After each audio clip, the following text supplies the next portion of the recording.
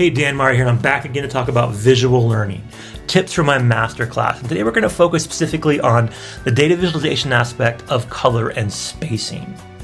So I've mentioned before, and I'll mention it again and again because I think it's important, light, ideally black text on white, or if not white, at least a light color background is the only way to go when it comes to visualizing data. If you're putting light text on a dark background, it's harder on the eye to see. This is scientifically proven. This is why optometrists have black text on white backgrounds. This is why 90% of the books that are written in the world are black text with white background.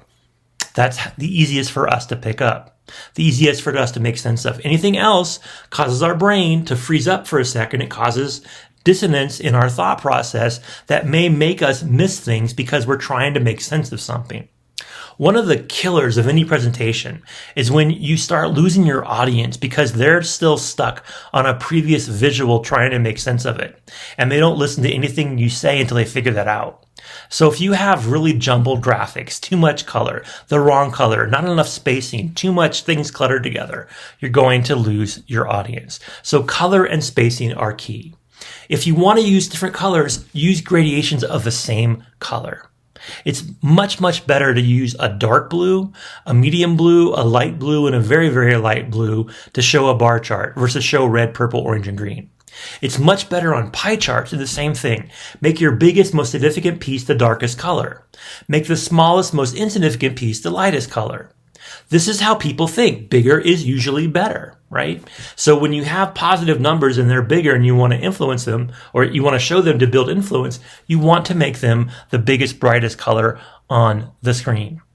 So same thing with spacing, right? We tend to clutter too much. We want to put everything out there just in case someone asks. And this is a killer.